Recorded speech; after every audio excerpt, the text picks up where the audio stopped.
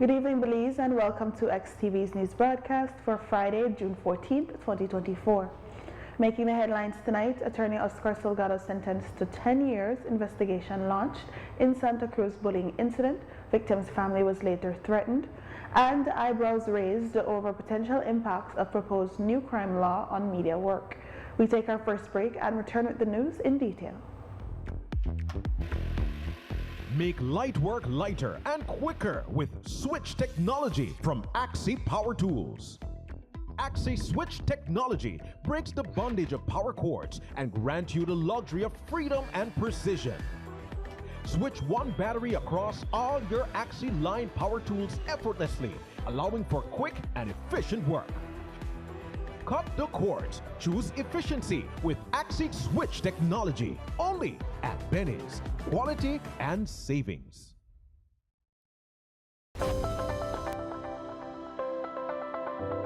Upcoming enhancements to My Social Security. The new healthcare provider feature seamlessly connects healthcare providers, insured persons, and employers to facilitate the payment of sickness benefits.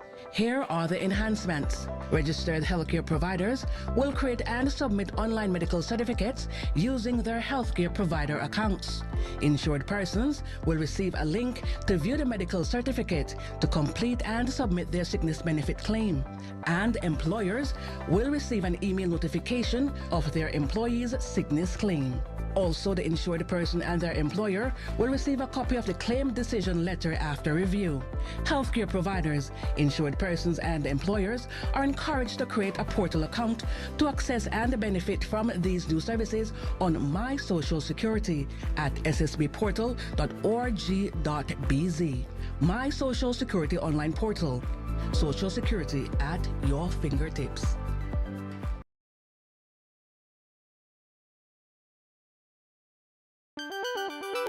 Your personal online banking experience is about to get even better.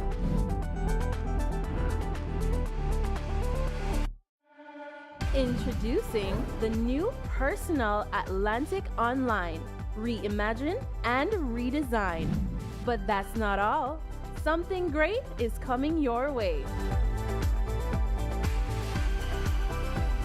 Bank your way with any of our digital channels and save time for what matters most.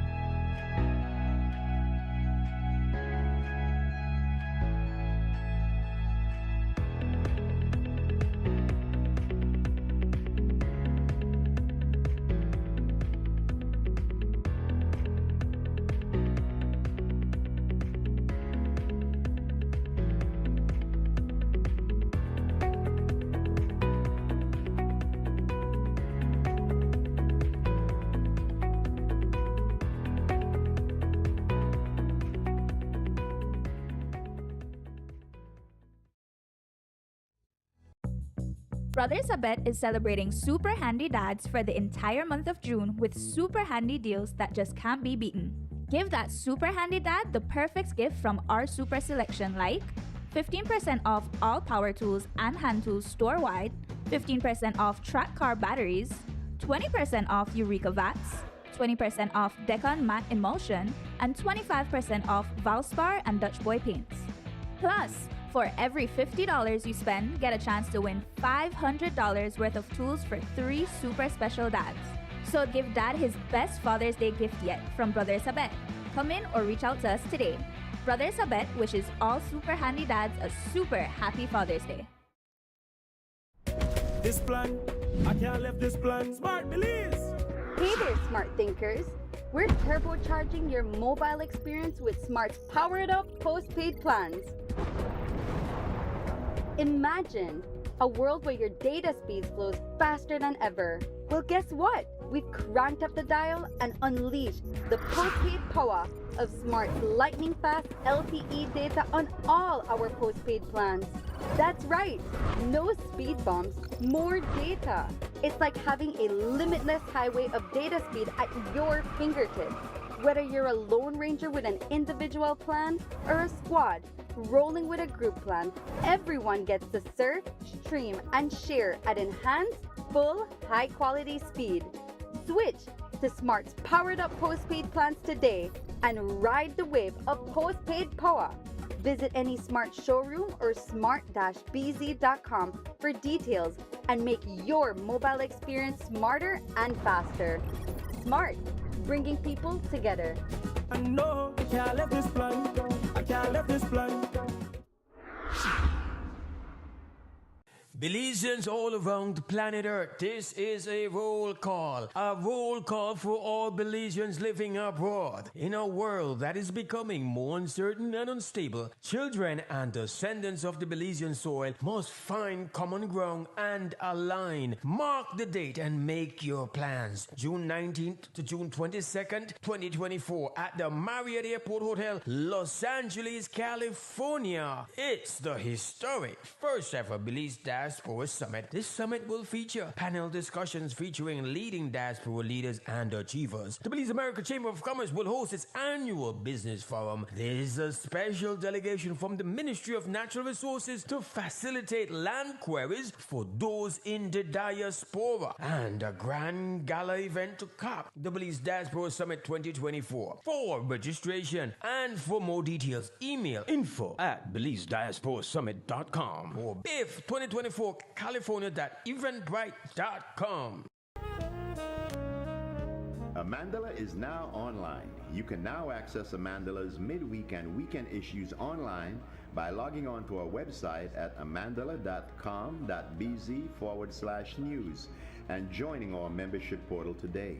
There's 5 easy steps to get unlimited access to weekly e-paper, archive publications, and a host of other exclusive contents. Number 1, go to Amandala's website. Number 2, navigate to subscribed areas. Number 3, choose a membership level. Number 4, check out using our secured portal. Number 5, log into the members only section. Telephone numbers 501-280-4703 or 202-4477. Fax us at 501-222-4702, or you could email at amandalapress@yahoo.com or amandalapress@gmail.com.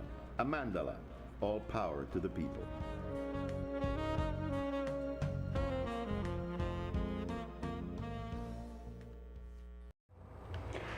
There are no sacred cows. This was the High Court Justice Nigel Pilgrim told attorney Oscar Salgado as he delivered a 10-year sentence for his conviction of abetment to murder of Marlon Barnes. The 55-year-old Salgado was found guilty on March 8th this year, and he has been on remand since then. The court found that on February 7, 2019, and several times thereafter, he asked street figure Giovanni Ramirez to kill Barnes to stop her from testifying in a disciplinary hearing against him, which could have potentially led to him being disbarred. The judge had to consider as aggravating factors the position of trust with Barnes, as Salgado used his inside knowledge of her address to share it with Ramirez, his maturity, premeditation, repeated acts of culpability, the seriousness of the offense, and the impact on the intended victim. As mitigating factors, Justice Pilgrim had to look at the fact that Barnes was in fact not killed. Specifically in Salgado's case, he took into consideration his over 60 pro bono cases and his assistance to others, to his family, and the fact that he is highly regarded by others. As to Salgado's ill health, Justice Pilgrim did not consider it a mitigating factor. After the sentence was delivered, we spoke with the Crown, led by DPP Cheryl Lynn Vidal and attorney Arthur Saldivar. Our courts dispense justice, so I don't think anybody was expecting injustice today. We are pleased with the sentence, and I think that the decision was well reasoned. He went above the precedent that's been set of 6 years. He's not bound by the precedent. What happens now, given that the appeal is in process? I believe it will be set for case management, and then orders will be given in relation to the filing of submissions, and then a date will be set for the hearing of the appeal. It marks the end of the first phase of Mr. Salgado's struggle to vindicate himself. Mr. Salgado is certainly committed in his belief that what has transpired was not in keeping with what was required legally, and as a result of that has endeavored to appeal. So we're at that stage now where we are contemplating the appeal, because there is certainly much to consider in terms of the process. That said, given what the learned justice has articulated, I think what is most appropriate for the public to consider is that he is making it clear from his belief and perspective that no one is above the law, and that what applies to one must apply to all. That is a message that I think should go far and wide, from the streets to Parliament. And we have seen in Belize that although that is the ideal, just as one man, one vote is an ideal, all being under the law is just as much an ideal that has not really been attained in Belize. But suffice it to say, we are now here at an end of this phase for Mr. Salgado. We look forward to the other challenge, and we look forward to a different outcome. Did you expect a sentence of 10 years, or were you perhaps considering that it would be on a lower scale? I have no expectations.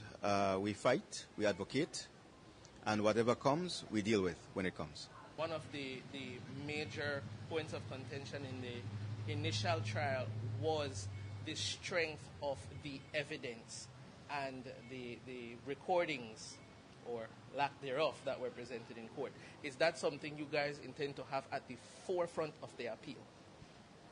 You know, given that a conviction was secured, one may want to consider that the evidence was strong, because a conviction was what it resulted in. But the standard for evidence is what has to be assessed, especially when it comes to something as important as a person's liberty. The standard has to be tested against the weight of what is at stake. So when we have a situation where most of what is being presented is hearsay, there has to be greater scrutiny and greater attention, because there's a greater likelihood of injustice taking place. A disturbing video began to circulate on social media on Thursday, showing a teenage boy being verbally harassed on the street by a group of teenage boys. The victim was eventually punched to the face by one of the boys after the boy recording the whole incident instigated the physical altercation.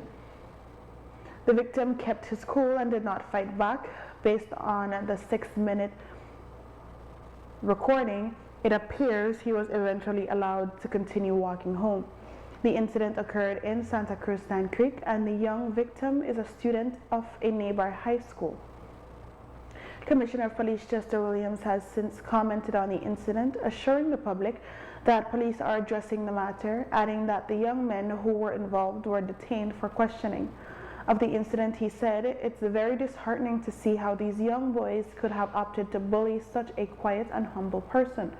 It is more disheartening to have seen how the others instigated this bullish act to occur," end quote. He also added that the police will work with both parents and school officials to address this issue, and reminded the general public that bullying is a crime and any such cases will be dealt with. Even more disturbing news emerged as last night the family of the victim claims they were harassed by the family of the aggressor in the bullying incident. The family claims that a group went to their house and began to hurl obscenities and to threaten them with harm should they not drop the charges. The matter was reported to the police. Today, Minister of Police Karim Musa spoke out empathetically against the bullying. I saw the video footage of the group of young men who were trailing this, what appeared to be a very humble, innocent young man just walking home, probably from school, I believe, being harassed, completely harassed, violated, his rights violated to the point where he was actually harmed. I know that the police were very swift in picking up the young man, the aggressor, the one who committed the offense. I believe he has already been charged with harm. And then subsequent to that now, if that was not bad enough, then you see his family members going to try to intimidate the family of the young man who was hit. Now you can see where it is that this young man's behavior comes from if his family is willing to go and intimidate this other family for a clear violation of this young man's rights. That to me is absolutely unacceptable. I know the department has already again moved swiftly to pick up these individuals. They are currently in detention. I think it will depend on whether whether the family wants to press charges, but at the very least, if they do not press charges, I have asked the compol to please have an intervention, because that type of behavior cannot be countenanced whatsoever, that you can actually feel that you have the power to go and intimidate following a very clear violation of that young man's rights. Can it be one of those cases where the compul says, well, we have evidence, we don't need a complainant? Yes, so some offenses do not require a complainant, disorderly behavior being one of them. And so there are many angles that the commissioner and the investigators can look at in that particular case, but I'm sure that they're looking to see how that they can intervene in this matter to prevent something like this from happening again, and definitely going against the family of this young man who were being very aggressive. Musa says that as a father of teenage boys himself, he was impacted by the very long video. It was long. I felt it was long, and all I could do in that 6 minutes was pray that it did not get violent. Because there were numerous times that he went and he stopped and he went in front of the young man and intimidated him. And I said to myself, I'm hoping this young man walks away and nothing happens. I didn't know what to expect, but when he hit him, I am sure all fathers felt that. You know, I have two sons, one 16 and one 13, and of course you're going to put your son in the shoes of that young man, because my sons are the same. They're not going to interfere with anybody, and they will walk along their merry way. But if somebody is just completely bullying you and harassing you, at some point you thought maybe this young man would have fought back, but that's not in his nature, and you could tell that. And the young men saw that weakness and they saw that vulnerability and they took advantage of him. And so I think we have to send the loudest of messages when it comes to bullying, because we are fortunate that we have video footage of it. We wouldn't even have believed it if somebody said it, but it happens every single day at almost every single primary and high school that this type of bullying takes place. And so we have to intervene in this case and others like it. And like I said, send the loudest of messages. Today, the Prime Minister of Belize, Honorable John Briceño, spoke of the incidents as well and said it is something that will not be tolerated. Actually, I just saw the video when I was on my way here, and I sent it to the Commission, and I said, I'm sure you probably have seen this, but we cannot allow anybody to be terrorizing innocent people and hardworking people. And this kind of behavior is unacceptable and needs to stop. And I'm asking the police to do everything possible to deal with these people and get them off the streets. If that's the behavior they want to have, then they do not belong on the streets.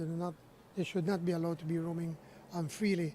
Belize is known as a peaceful country, a peaceful society. Belizeans, we are friendly, we're helpful, we help one another, and we will not tolerate anyone to be bullying and to threaten any citizen in this country. But what do you make of the sense of lawlessness, given that even after the police involved, these people seem hell-bent on, sort of intimidating the family of the young man who's the victim? Well, that has happened because I think for too long we have allowed them to do as they wish. And as I said in cabinet on Tuesday, we discussed this kind of behavior, and we said we're not going to tolerate it. We're going to go after them. We cannot allow these people to behave lawless in this country. We'll not tolerate it. We understand that a civilian has since reached out to the young man who was bullied to offer him a high school scholarship. There is another case, this one involving females who have also been charged. I spoke to the commissioner this morning about that, and I believe all 4 young ladies have been charged, if not with wounding with harm. So one of those more serious offenses other than assault, because again, a lot of anger, a lot of hate, a lot of it's just hard to explain what is happening, but certainly they need a lot more guidance, in my opinion, a lot more guidance. This week, Cabinet gave its approval for the enactment of legislation to amend the Criminal Code to, open quote, criminalize the unauthorized publication, dissemination, or disclosure of statements, documents, video footage, photographs, or other materials that form part of an ongoing criminal investigation that can endanger the lives of witnesses and compromise the integrity of investigations, unquote. This has caught the attention of the press, as material often used in our daily news cycle would likely be impacted by this. The Minister of Home Affairs has agreed to an interview this afternoon to speak on the intention of the changes. Today, Minister Karim Musa said they are mindful of how this will impact the media and said they will have to ensure the law respects freedom of information while protecting the rights of witnesses. I know that the media, quite justifiably so, is concerned because this includes evidence not only in the form of witness statements, photographs, documents that investigators might have picked up at a particular crime scene, but also video evidence, as we know, is now widely circulated, not just on mainstream media, but also on social media. And so moving forward, we have approved in policy and in principle this criminalization of certain documents, certain videos, certain photographs. And I fully agree with you, and I'm totally understanding of the concern of the media, because there will have to be somewhat of a classification process that investigators will have to go through. Many times, I'm sure you're aware, that videos are put out there even before it gets to the police station. And so at the point of investigating a particular case, if a matter or a video has already been circulating, the investigator at some point will have to classify that particular video as being the subject of a criminal investigation. And so moving forward, as we draft the legislation, we have to be extremely crafty in ensuring that we are not trampling on the rights of the media and access of the media to what is considered public video footage or public photographs, while at the same time doing some sort of a balancing act to ensure that we are protecting the integrity of the evidence, as well as protecting the victims or the witnesses in a particular case. In many instances, unfortunately, you would see, or the media might get their hands on a witness statement, for example, which discloses the witness's name, address, age, everything. The witness does not want their personal information out there, and so we have to be respectful and we have to be mindful of that. And many times, unfortunately, it comes from the very police station where the individual might have given a statement.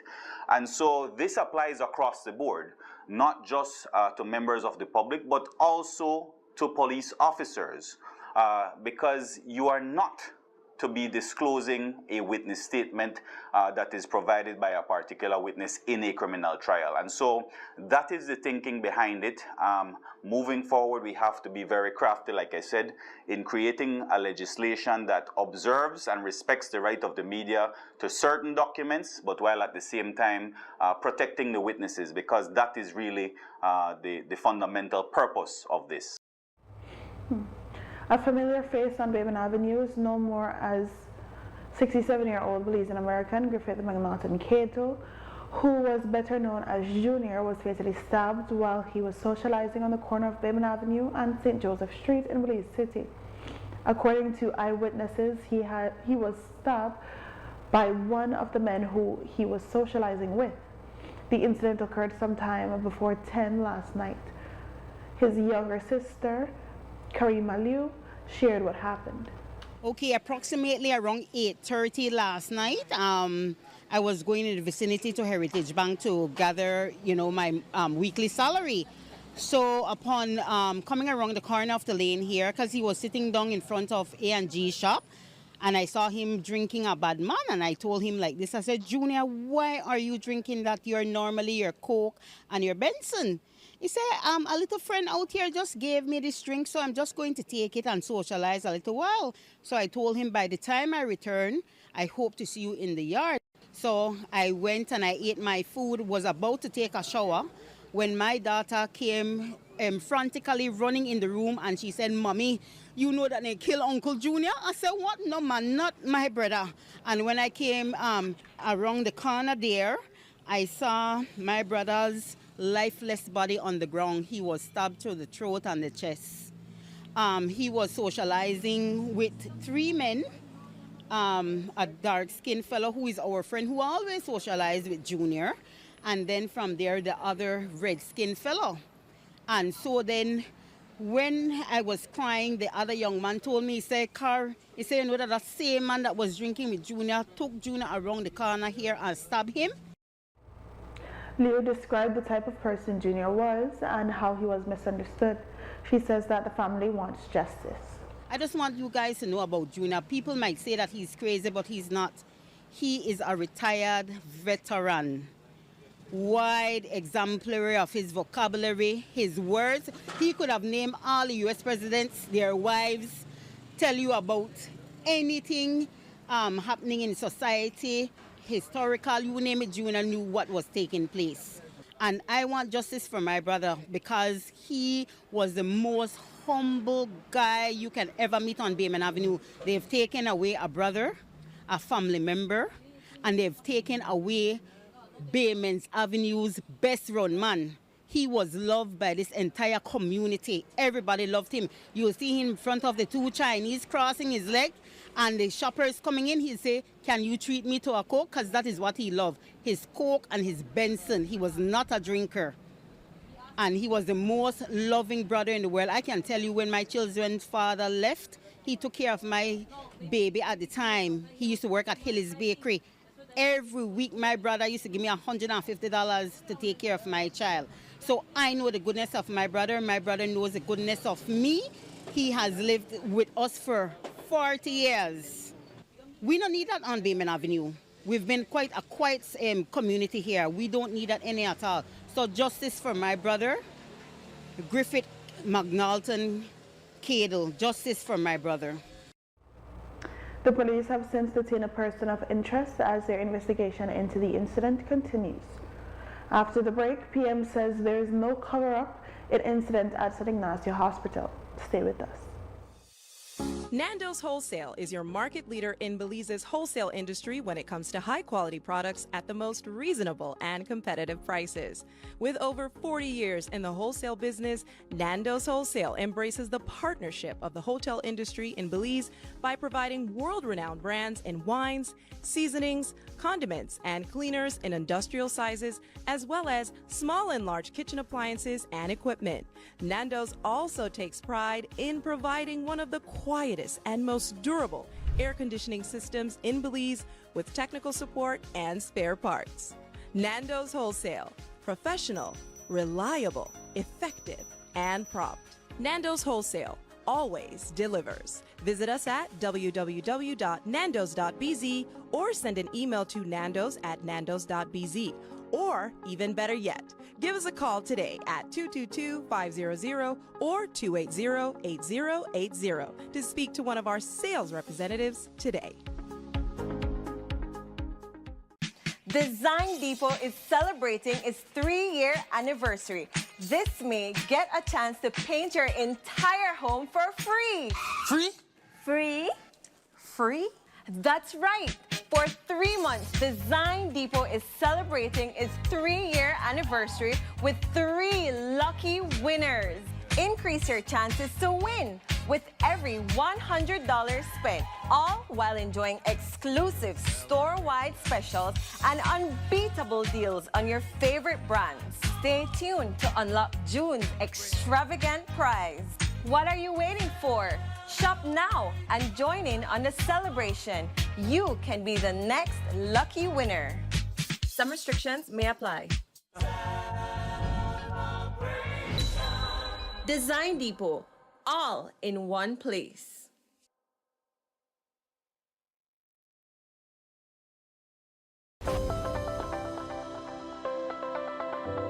Upcoming enhancements to My Social Security. The new healthcare provider feature seamlessly connects healthcare providers, insured persons, and employers to facilitate the payment of sickness benefits. Here are the enhancements. Registered healthcare providers will create and submit online medical certificates using their healthcare provider accounts. Insured persons will receive a link to view the medical certificate to complete and submit their sickness benefit claim. And employers will receive an email notification of their employee's sickness claim. Also, the insured person and their employer will receive a copy of the claim decision letter after review. Healthcare providers, insured persons, and employers are encouraged to create a portal account to access and benefit from these new services on My Social Security at ssbportal.org.bz. My Social Security online portal. Social Security at your fingertips.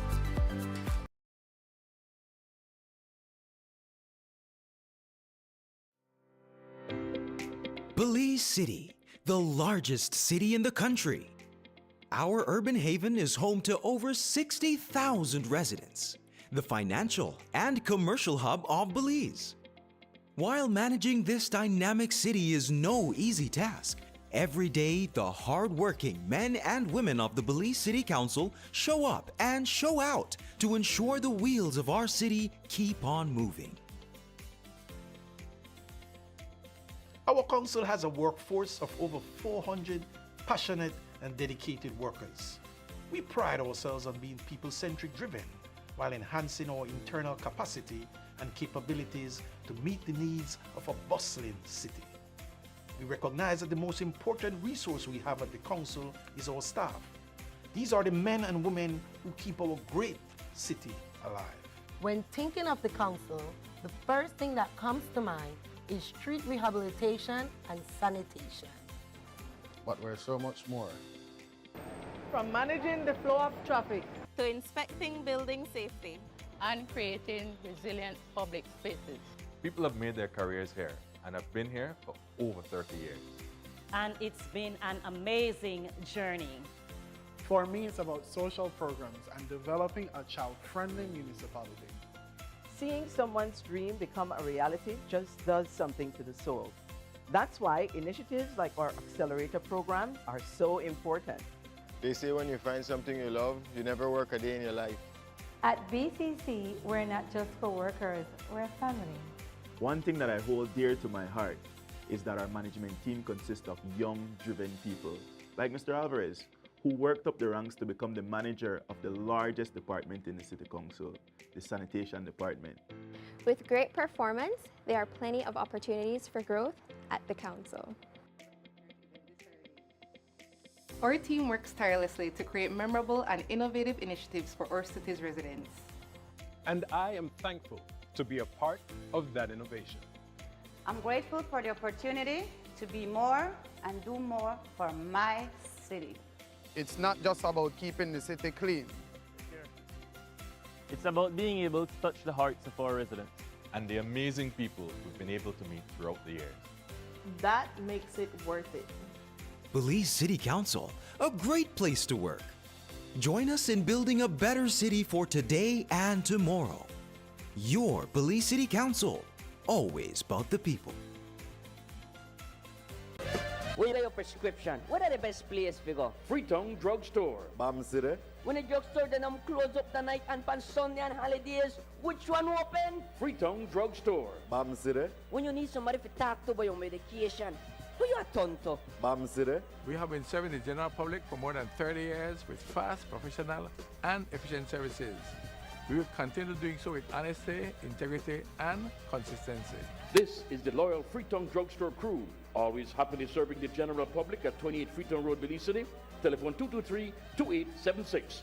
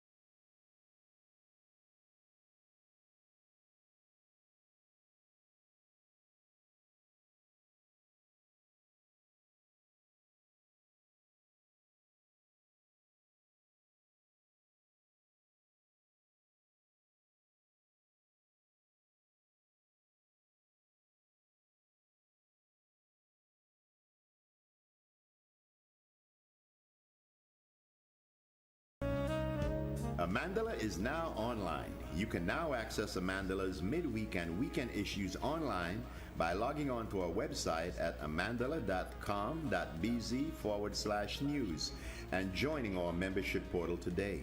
There's 5 easy steps to get unlimited access to weekly e-paper, archive publications, and a host of other exclusive contents. Number 1, go to Amandala's website. Number 2, navigate to subscribed areas. Number 3, choose a membership level. Number 4, check out using our secured portal. Number 5, log into the members only section. Telephone numbers 501-280-4703 or 202-4477. Fax us at 501-222-4702, or you could email at amandalapress@yahoo.com or amandalapress@gmail.com. Amandala, all power to the people.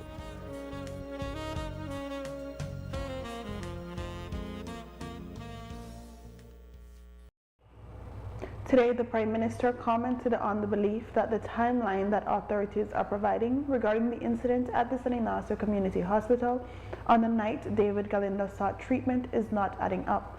The PM was adamant that there is no cover-up and that the incident is still being investigated. It's unfortunate when he says such thing because he tries to, he's tabloid journalism.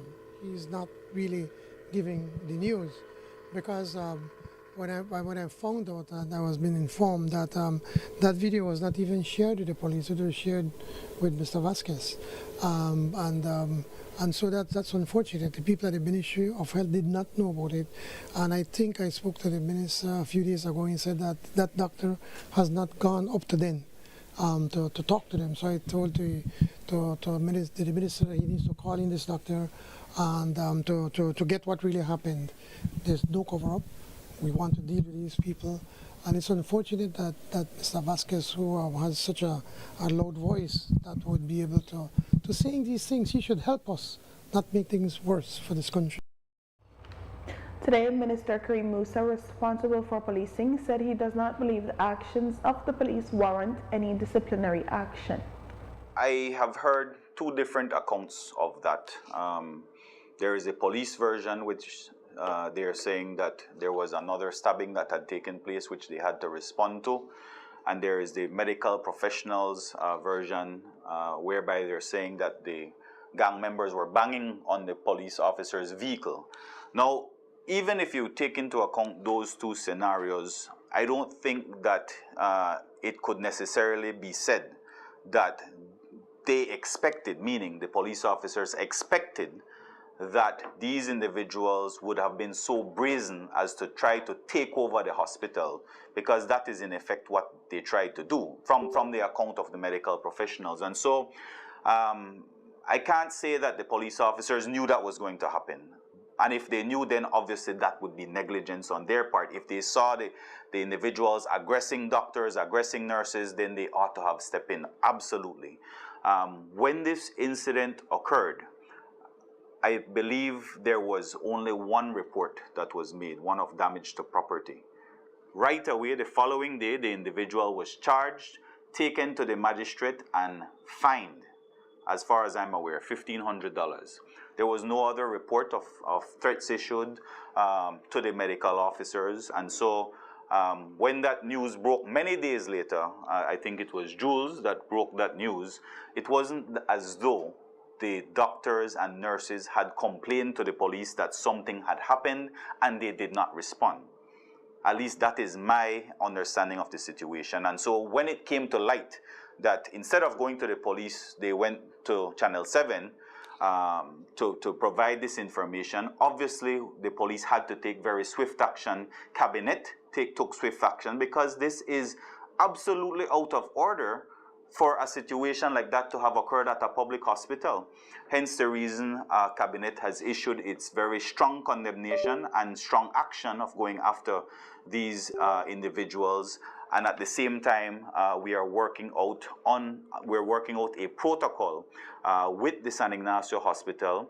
And then I mentioned the Compal, we cannot wait for it to happen again at another hospital. And so while it is we're establishing protocol for this one, we might as well try to replicate a similar protocol for all hospitals, because it's completely out of order and we cannot have an incident like this happen again.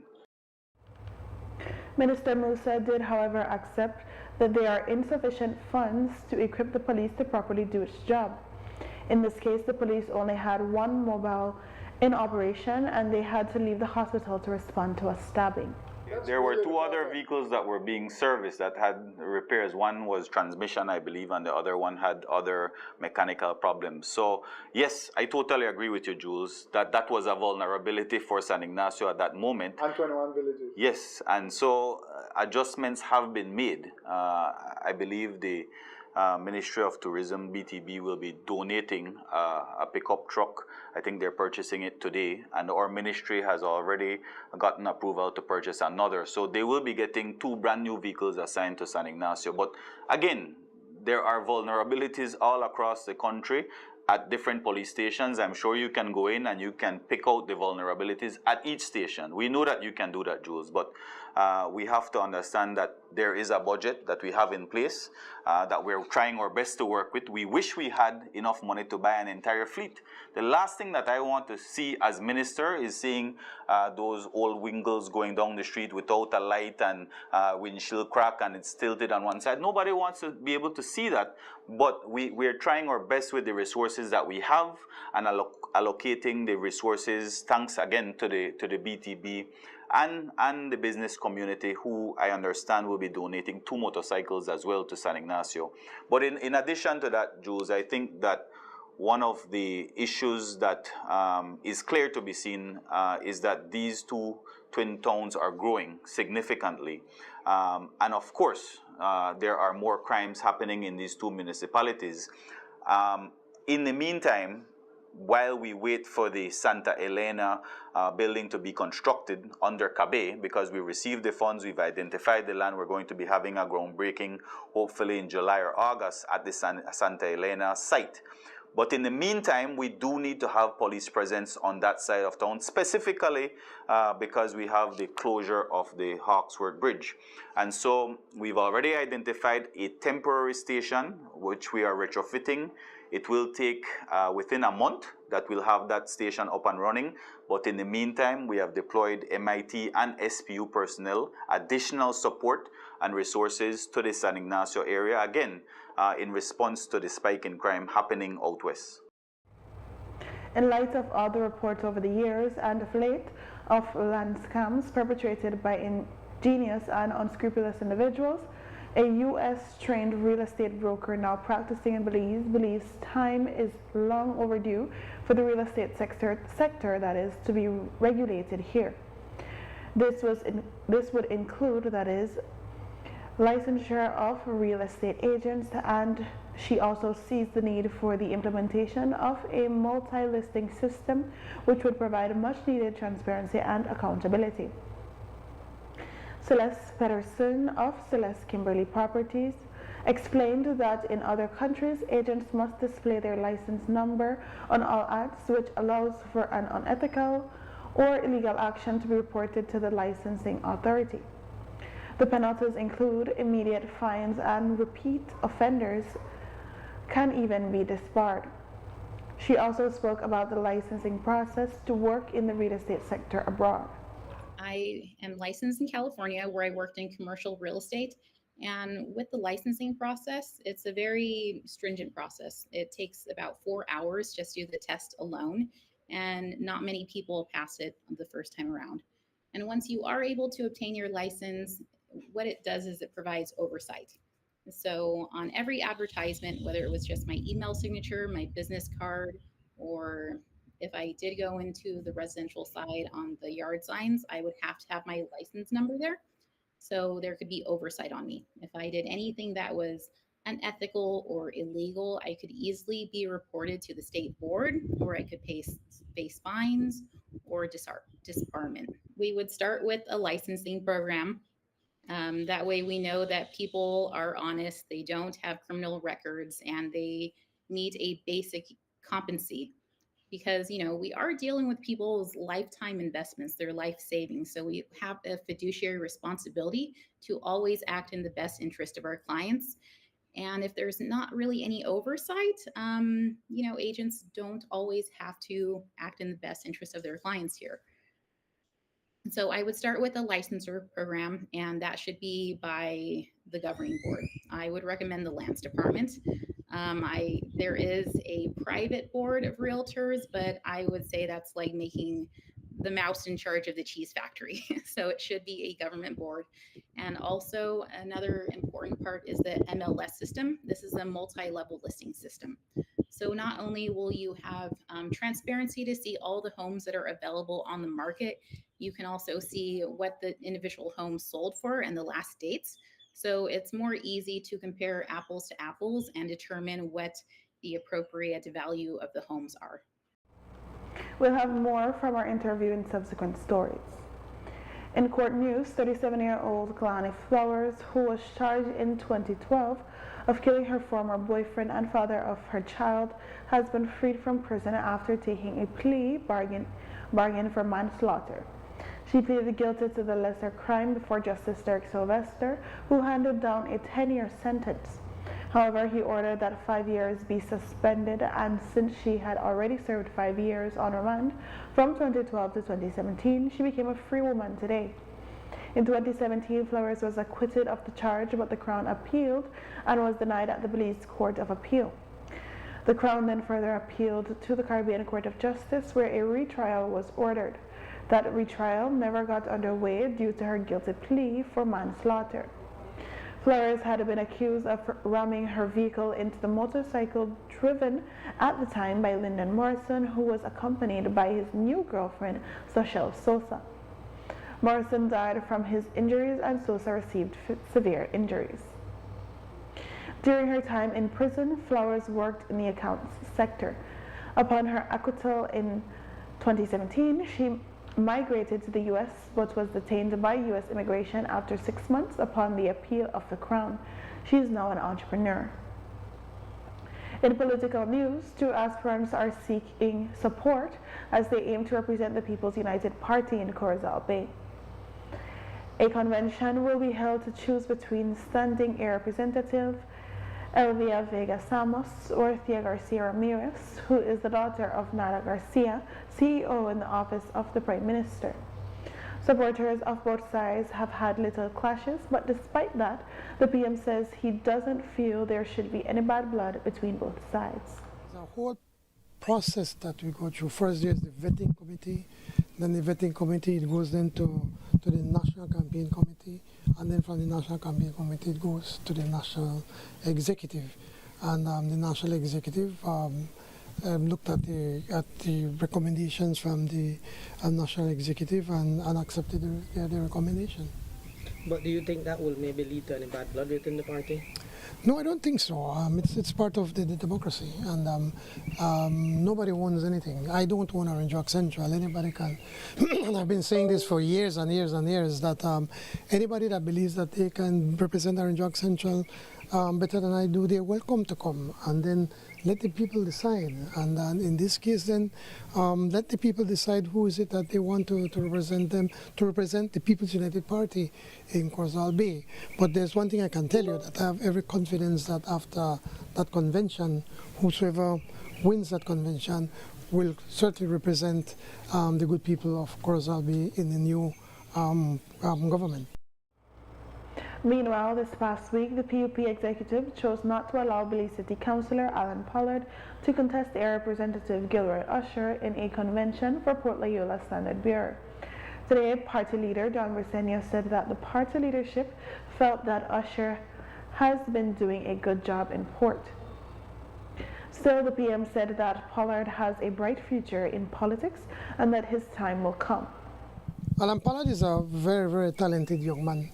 A young man that has a very, very bright future in politics, and as such, then we believe we need to be able to work with him and to mentor him and to prepare him for leadership at a national level.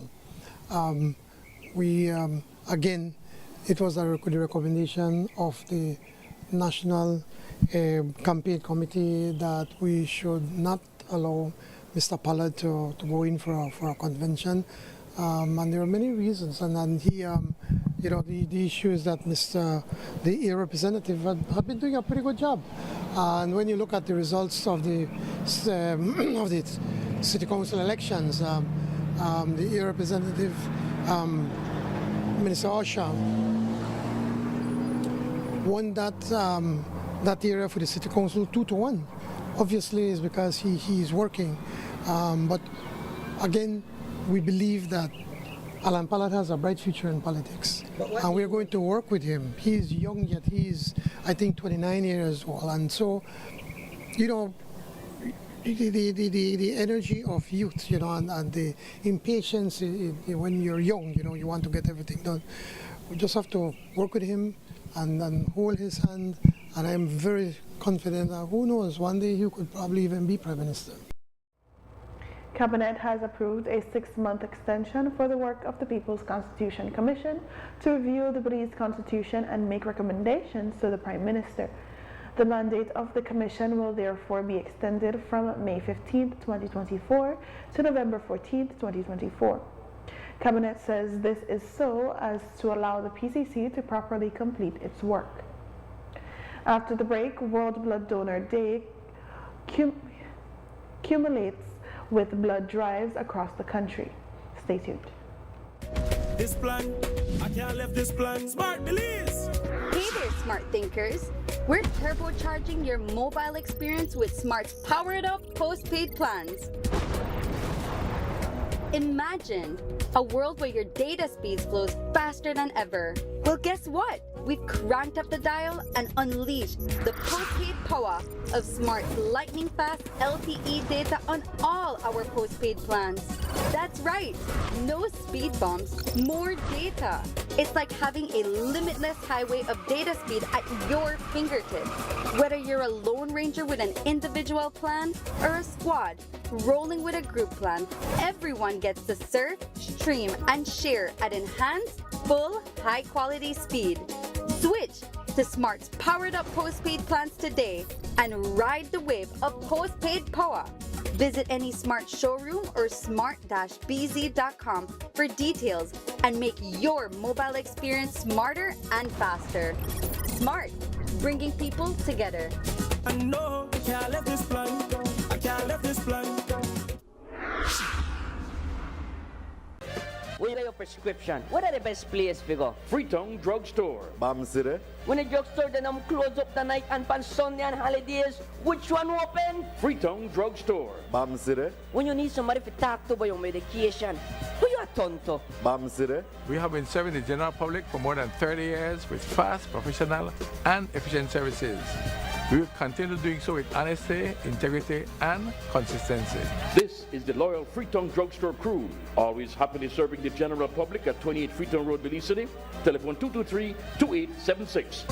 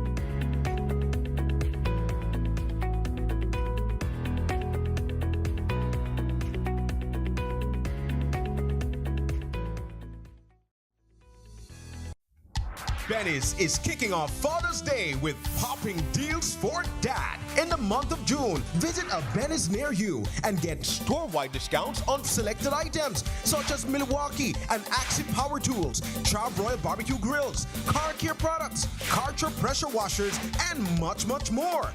Make dad happy with popping deals for dad in June, only at Benny's. Benny's, Benny's, oh, Benny's, Benny's.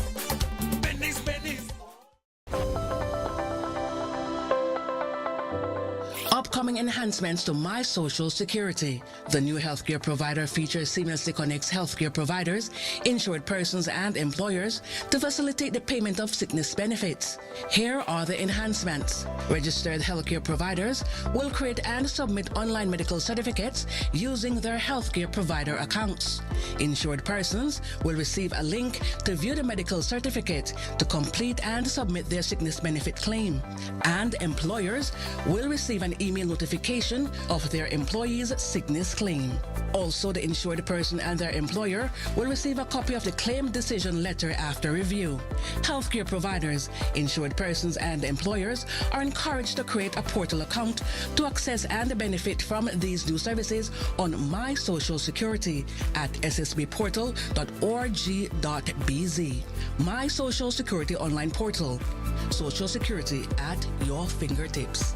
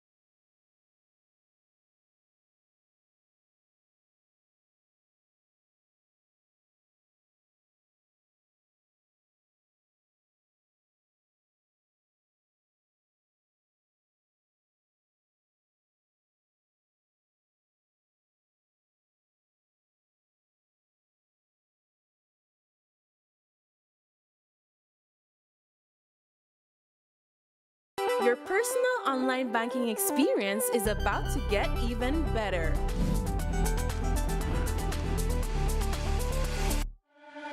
Introducing the new Personal Atlantic Online, reimagined and redesigned. But that's not all. Something great is coming your way. Bank your way with any of our digital channels and save time for what matters most. Amandala is now online. You can now access Amandala's midweek and weekend issues online by logging on to our website at amandala.com.bz/news and joining our membership portal today. There's 5 easy steps to get unlimited access to weekly e-paper, archive publications, and a host of other exclusive contents. Number 1, go to Amandala's website. Number 2, navigate to subscribed areas. Number 3, choose a membership level. Number 4, check out using our secured portal. Number 5, log into the members only section. Telephone numbers 501-280-4703 or 202-4477. Fax us at 501-222-4702, or you could email at amandalapress@yahoo.com or amandalapress@gmail.com. Amandala, all power to the people.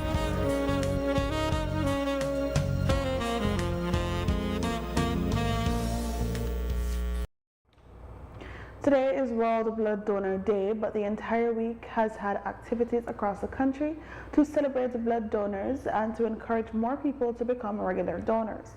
The global theme this year is celebrating 20 years of giving. Thank you, blood donors. Today, a fair and a blood drive was held at the blood bank in Belize City. Ronald Swart, the interim president of the Belize Volunteer Blood Donors Association, explained why donating blood is important, and he highlighted the need for more Belizeans to donate blood. It's an important part of the healthcare system. There are instances where persons who need medical attention may need blood transfusions or the various products from whole blood. And so if we are to have those persons to restore their health in those instances when it is needed, that you have to have donors. And so there's no substitute for blood, human blood. And for us to get those units, it either is received by replacement donors, persons who are coming to give on behalf of that patient or those patients, or volunteer donors who does so simply because they are able to do it. Last year, we collected just under 7,000 units. And even if those, and there are some persons, including myself, who give 4 times a year, which is the maximum that you could give. If you were to say each of those units came from one person, it would be less than 2% of the population. And so it's a small number of persons who are giving that life-giving fluid. And so it's important for us to recognize one of the things. You know, I recall a friend saying a conversation that many people should have is, do you have 3 to 5 donors available should you need a blood transfusion? A lot of times people do not think about the need when it's not necessary. Stuart described the procedure and the basic requirements to donate blood.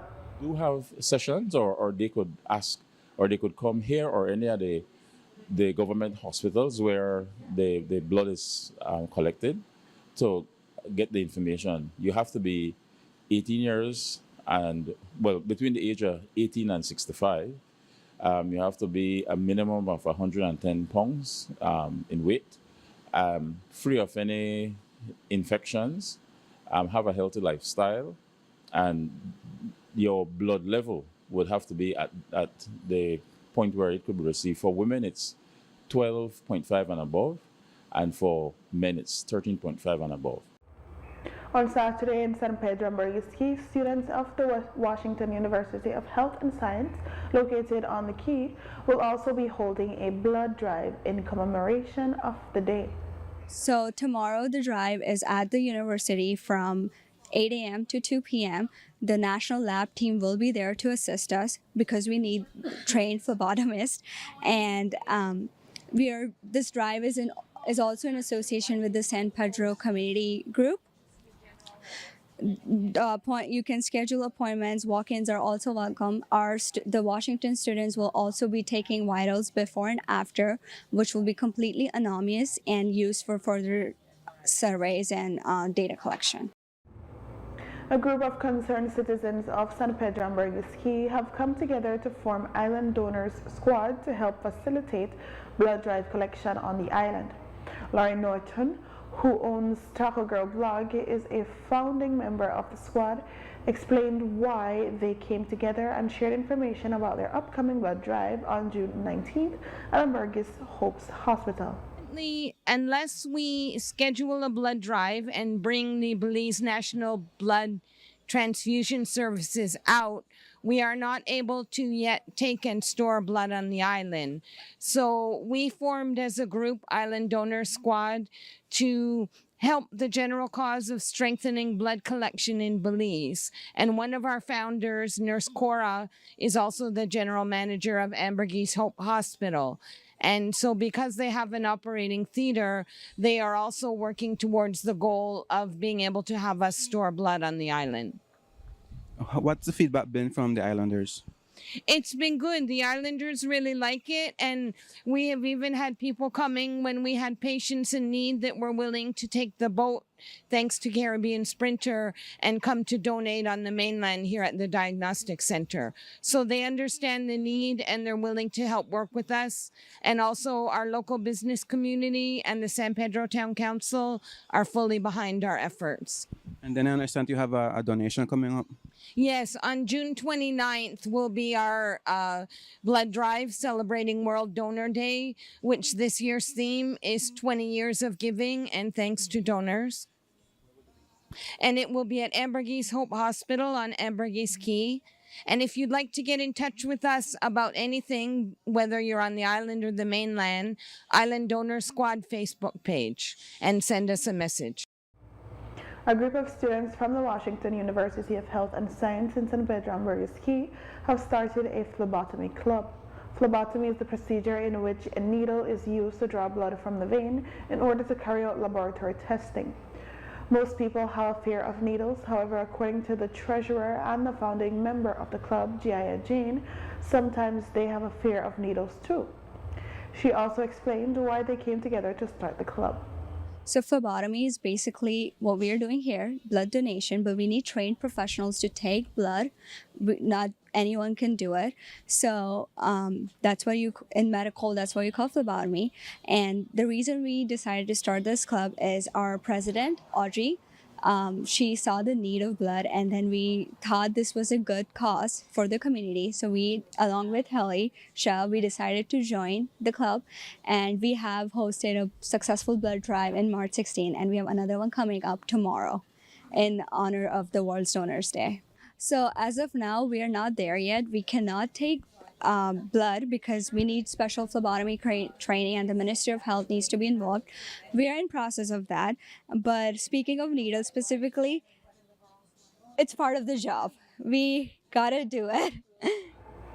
And the newly paved San Esteban Road, which links the village to Orange Walk Town, was officially inaugurated today.